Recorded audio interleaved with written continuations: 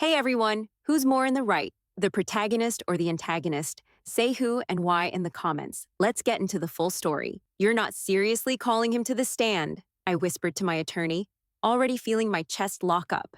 But they were. My father. 14 years of silence. No calls, no letters, not even a condolence card when my uncle died. And now suddenly, he was walking up in a suit 2 sizes too big, his fire department pin still shining like he hadn't been forcibly retired. The courtroom stiffened. Even the bailiff seemed thrown. My ex's lawyer adjusted his tie like he'd just played his trump card. Chief Ronald Greer, please state your relation to the defendant. I'm her father, he said, voice hard. Then, before anyone could ask another question, he turned and looked straight at me. She's a failed soldier. Every nerve in my body burned cold. Quick note. Before we start, how's your day going, and where are you joining from? My ex's lawyer jumped on it like he'd been waiting for that line all morning. Would you say her military service impacted her mental stability? My attorney stood up fast. Objection. But the lawyer kept going. Is it true she was discharged under stress-related? Enough, the judge snapped, voice like steel. Let me be perfectly clear for this record.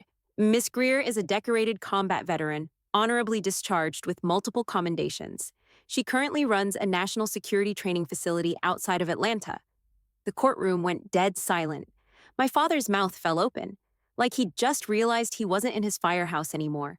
He looked old, smaller than I remembered. My ex shifted uncomfortably beside his lawyer, suddenly less smug. I didn't move. I didn't flinch or gloat or say a damn word. I just sat up straight, hands flat on the table, chin high. I wanted to scream, but I didn't need to. The facts had done the job for me. He came in to destroy me. He ended up humiliating himself.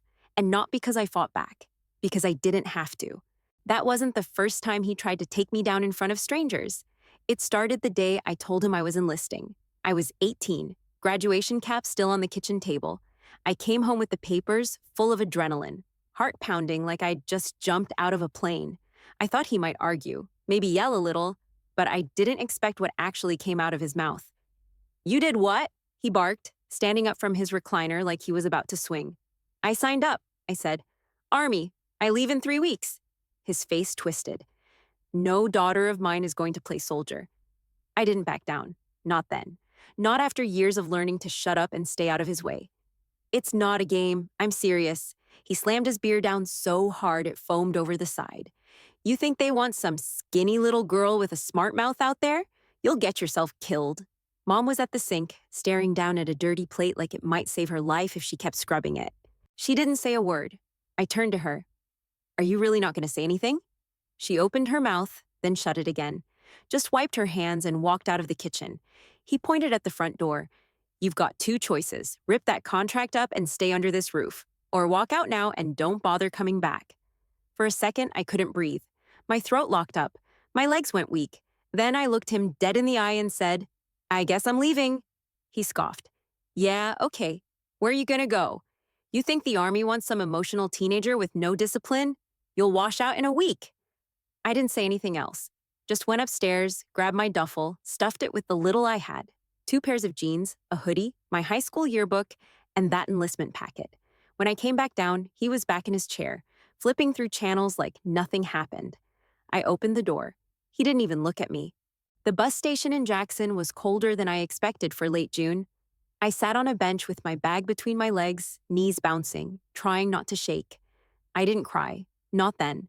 Not even when the overhead lights buzzed and flickered like a bad horror movie set. I told myself I didn't care, that I didn't need a family behind me, that my pride was enough. But when that Greyhound pulled in and I stepped on, I had to grip the railing tight to keep from falling over. My hands were that shaky. I sat by the window and watched the streets roll by. Strip malls, a gas station, a beat-up Dodge parked outside a pawn shop. I stared so hard, hoping I might catch a glimpse of Mom's car pulling in behind the bus. Just once, just to know she didn't want me gone. She never showed. The ride to Fort Leonard Wood took 17 hours with 2 transfers. I didn't sleep. I couldn't. I kept hearing his voice in my head. You'll wash out in a week. By the time we hit Missouri, I had decided one thing. I was never calling him again, never giving him the satisfaction of knowing whether I made it or not. He made his choice. So did I. The thing is, I didn't go straight to boot camp. The recruiter looked at me like I was out of my damn mind when I showed up with my duffel and said, "I'm ready." He told me I needed to pass the ASVAB first, then medical, then wait for a ship date. Could take weeks, maybe months. I didn't have a plan B, so I called the only friend I had who wouldn't rat me out to my parents, Alyssa, and she let me crash in the storage room behind her parents' garage. No windows, no heat, just a single cot, some spider webs, and a pile of old Christmas decorations. I slept between plastic tubs marked fragile and a busted treadmill. She got me a job on the cleaning crew at the regional airport graveyard shift. I scrubbed tray tables, vacuumed under seats, and wiped vomit out of seat back pockets for $9 an hour. It wasn't work you brag about. I smelled like jet fuel and disinfectant most days, but it was money. I studied every chance I got, flashcards in the break room, practice tests on my phone. I'd sit on that cot at night, wrapped in a hoodie and 2 blankets, whispering electrical formulas and mechanical terms like they were prayers. I wrote letters to my mom constantly, folded notebook paper, stained with sweat from my hands. I poured everything into them. What I was doing, how much I missed her, how cold that damn storage room was. I stacked them in a shoebox under my cot. Never mailed a single one. Some nights, I'd wake up in a panic, hearing his voice. That line wouldn't leave me alone. "You'll wash out in a week." So I ran, at night, after work, in cheap sneakers and with knees that ached like hell. I did push-ups in the alley behind the garage, sit-ups until I puked. I couldn't afford a gym, so I trained like a stray dog, anywhere I could. I kept repeating it under my breath, prove him wrong. It became a rhythm, a beat, something to punch the pavement with. I failed the ASVAB the first time, missed the mechanical section by 3 points. I didn't cry, didn't call anyone. Just went back to the storage room, opened the book again, and started over. Passed it 3 weeks later. My recruiter finally smiled for real when he called. "You got a ship date?" The acceptance packet came in the mail 2 days after. Thick envelope. My name printed clean across the top. I took it to the alley, tore it open with shaking hands, and read the first line out loud. "Congratulations, you've been selected." That's all I got through before I dropped to the ground and started crying. Ugly crying, like full-blown gasping and snot and everything. No one saw, just me and the brick wall and the sweat-soaked concrete. I sat back, wiped my face with the sleeve of my hoodie, and whispered, "I made it." Nobody clapped. Nobody hugged me. But I didn't need it. Not that night. I made it. But that was the easy part. Boot camp hit like a brick to the face. Day 1, they shaved our heads, or buzzed them close enough to feel like it, and screamed us into line before sunrise. The air smelled like sweat, rubber, and cold steel. I watched 2 girls quit before breakfast. Just walked off crying, heads down, duffels dragging behind them. Not me. I kept my chin up, even when my boots didn't fit and my back screamed from the 60-pound ruck. The drills were non-stop.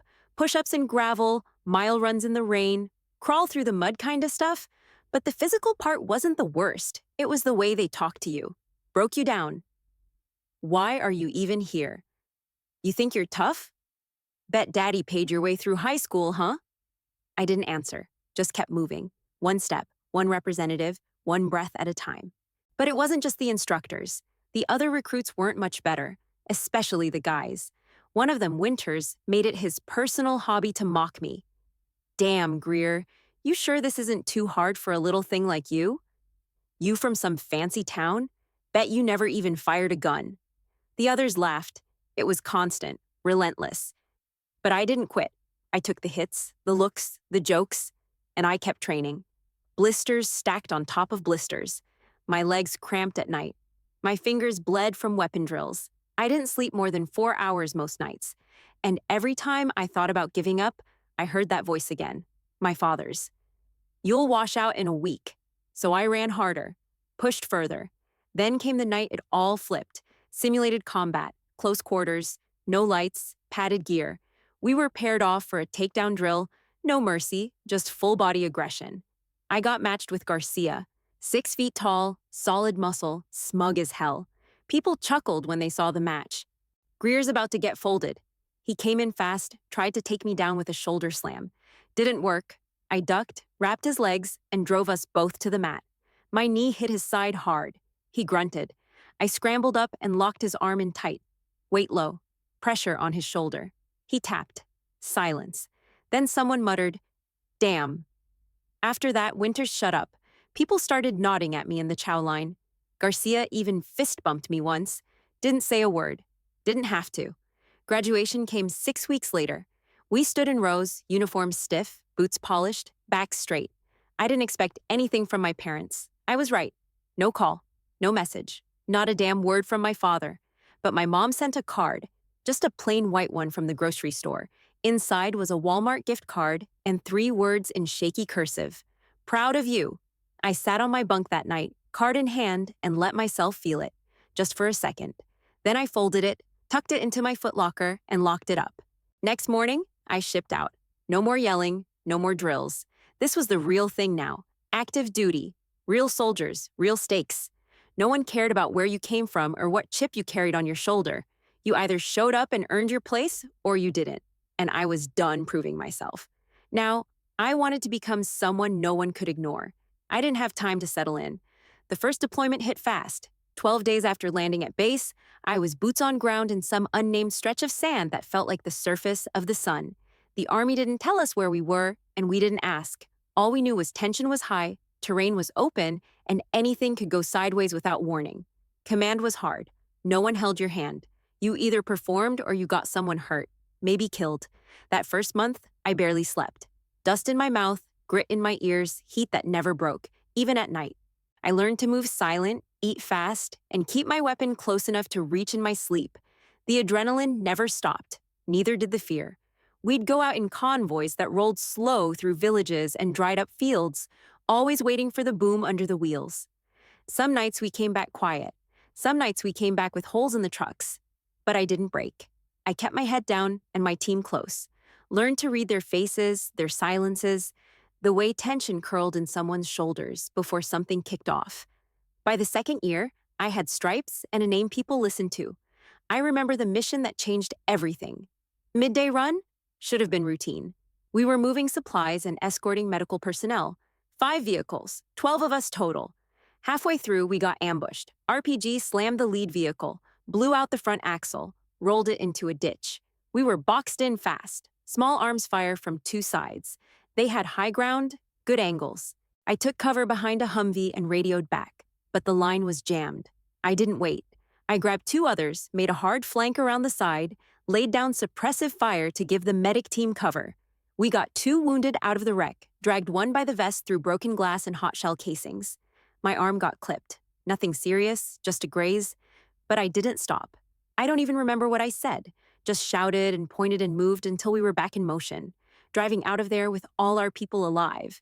My CO pulled me aside later. "You ever think about officer school?" I didn't answer right away. I just stood there, sweaty and bruised, heart still pounding like I was under fire. But yeah, I thought about it. I went. 3 years later, I was a lieutenant leading my own unit. People said I had ice in my veins, that I didn't rattle, that I knew how to move through chaos and bring people with me. That last part mattered most. I never left anyone behind, not on my watch. Over 10 years, I moved through combat zones, forward operating bases, training camps, and hellholes with no names. I got 2 commendations, a combat action badge, and more scars than I could count. I left the Army as a major, not because I was tired, because I had something else to build. My uncle passed that same year, left me a small inheritance, modest, but enough to get something started. I didn't blow it on a house or a car. I rented a steel-framed warehouse outside of Atlanta, cleaned it out, bolted racks to the walls, and turned it into a training ground. Not just for soldiers, this was for contractors, responders, medics, people who'd never set foot in a war zone but still needed to know how to survive one. I called it Ground Steel. We ran simulations, taught tactical awareness, emergency med aid, defensive driving, room clearing, real-world stuff, hard stuff. Word got out. People showed up. From DC, from Fort Bragg, from small-town police departments with no budget and big problems. They wanted what we had, what I had. No one asked if I had a degree. No one cared where I came from. They just saw results, and I delivered. Things at Ground Steel were finally working. Clients were steady, bills were paid, and I was doing something that mattered. But back home, everything was falling apart. Derek used to admire me. That's how it started. He liked that I didn't take crap, that I could outshoot and outthink most of the guys he worked with. He said it was sexy that I could fix a transmission and handle a rifle. Then we got married. Then I got pregnant. Then I didn't fit in the box he thought I'd stay in.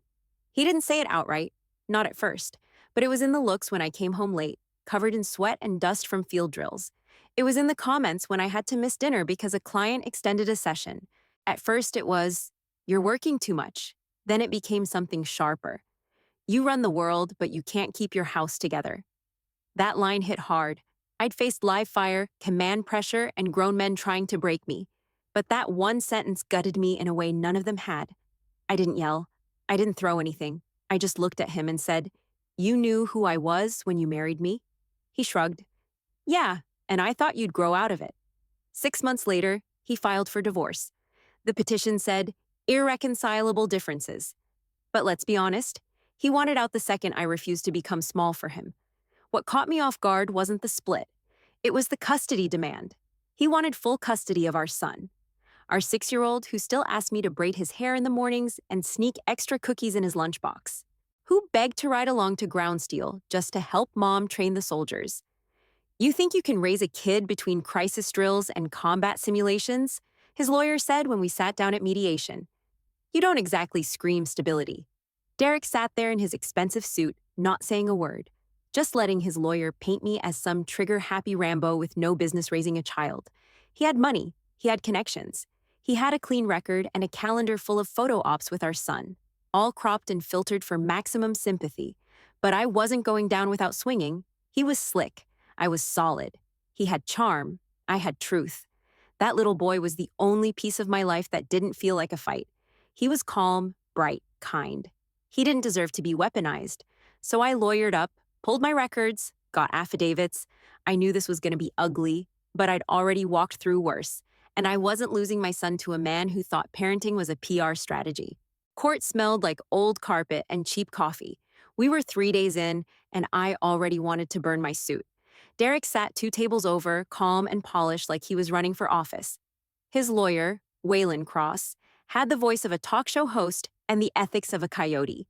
He leaned into every stereotype he could dig up. "Miss Greer, would you say your work exposes you to trauma on a regular basis? Do you often travel with firearms? Have you ever lost your temper in front of your son?" My lawyer objected, fought like hell to keep the line clean. But the damage was in the tone, the smirk, the implication. They weren't trying to prove I was unfit. They were trying to make me feel unfit. And it was working. Every question chipped at my chest. Every glance at Derek made my stomach turn. He knew damn well what kind of mother I was. But in here, he didn't have to tell the truth. Just tell the story he could sell. Then Cross pulled out his next trick. "We'd like to call a character witness. Ronald Greer." My head snapped up. I hadn't heard that name out loud in 14 years. I froze in my chair, mouth dry, breath stuck. I glanced at my lawyer, who whispered, "We weren't notified of this. Total ambush." The doors opened, and there he was. My father. Older, grayer, slower. Still had that fire chief walk, like the room should salute him just for showing up. He stepped up to the stand, raised his hand, and swore to tell the truth. Then he looked right at me. "She always needed to be in control," he said. "No sense of balance. She's just playing soldier still. It's all an act." I didn't blink. Inside, I was shaking so hard I thought my ribs might crack, but on the outside, I held. Hands folded, back straight, face like stone. "She left home on bad terms," he continued. "No respect for family. Always thought she knew better." Cross leaned in. "Would you say she's emotionally fit to raise a child on her own?" He nodded. "She may be tough, but being a parent takes more than toughness. It takes stability, and she's never had that." I didn't look at him again. I locked eyes on the judge and waited. My attorney stood. "Permission to respond with evidentiary exhibits." "Granted," the judge said. We laid it all out. Letters of recommendation from active duty generals, security clearance renewals, tactical certifications, training contracts with Homeland Security, photos of me leading emergency response drills, teaching combat medics, holding commendations from overseas deployments. We submitted testimonials from clients, federal agents, paramedics, contractors, each one vouching for my leadership, integrity, and discipline. Cross shifted in his seat. Derek's knee bounced under the table. Then the judge leaned forward. Her voice cut through the room like cold steel. This woman has trained combat medics, first responders, and federal agents. She's been entrusted with national security protocols and lives in real-world crisis scenarios. And I am now being asked to consider whether she can handle carpool and homework? She looked at my father. His face was pale. "You may step down, Chief Greer." He didn't move for a second, just sat there, mouth parted, like he forgot how legs worked. Then he stood and left without a word. Derek wouldn't meet my eyes. The court reporter stopped typing for a beat. Even she looked stunned. Something shifted in that room. You could feel it, like gravity tilted in my direction for the first time since the fight started. I didn't cry, didn't smile either, but I could breathe again. Truth had landed, and everyone in that courtroom knew it. We walked out the courthouse side door, my son's hand gripped tight in mine. I could still feel the courtroom's heat on my skin. Every muscle in my body was stiff from holding it together. The second we stepped out, they were there. Reporters, cameras, mics shoved out like weapons. "Miss Greer, any comment on the ruling? Are you planning to pursue full custody now? What was your reaction to your father's testimony?" I kept moving. Didn't stop, didn't blink. Just pulled my son closer and cut through the crowd like a blade. The security guys opened a narrow path toward the curb, but it felt like wading through noise and flashing lights. Then he said it. "Mom? Who's that man?" I turned my head. He was across the barricade, a few feet back from the press, still in that same worn suit, standing there alone, hands in his pockets, like he didn't know how he got there. My father. I looked at him, and for once, he didn't look like the man who threw me out. He didn't look proud or angry or puffed up with judgment. He looked hollow, smaller somehow. His eyes locked on mine. And for the first time in 14 years, I didn't see fire, I saw regret. "That's your grandfather," I said quietly. My son stared at him. "I have a grandfather?" "Yeah," I said, not looking away. He didn't wave, didn't try to speak, just stood there, completely still, like maybe this was the closest he knew how to get. I didn't walk toward him. I didn't turn my back either. We stood like that for maybe 10 seconds. Him on one side of the barricade, me on the other. No words, no storm. Just two people finally seeing each other with nothing left to say. And for once, I didn't feel like I was made of armor. Neither did he. 2 days after court, I found it in the mailbox wedged between a water bill and a pizza coupon. No return address, just my name, written in shaky block letters that looked like they'd taken effort. The envelope was soft, like it had been handled too many times. I stood at the counter, tore it open with my thumb, and unfolded the page. One sentence in, I was wrong. My knees buckled. I gripped the edge of the sink with one hand, letter shaking in the other. "I see you now." I sat down hard at the kitchen table, heart pounding, throat tight. "If you'll let me, I'd like to meet my grandson." I covered my mouth with my hand and let it all hit me at once. 14 years of silence. 14 years of that voice in my head telling me I wasn't enough. 14 years of pretending it didn't matter. And now this. 6 sentences on wrinkled paper. And somehow it cracked something open. Not fixed, not forgiven. Just cracked. I sat there crying alone in that kitchen, still in my boots, dirt on the tile, my jacket half off. He didn't apologize the way I always pictured. No big speech, no dramatic doorstep moment, just those words. "I see you now." That night, I was tucking my son into bed when he asked again, "Will my grandpa ever come over?"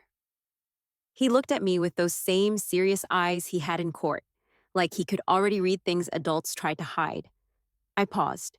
I didn't dodge it this time, didn't change the subject or make it into a joke. I smoothed his blanket, kissed his forehead, and said, "Maybe." And for the first time, I meant it. I didn't know if I'd ever write back.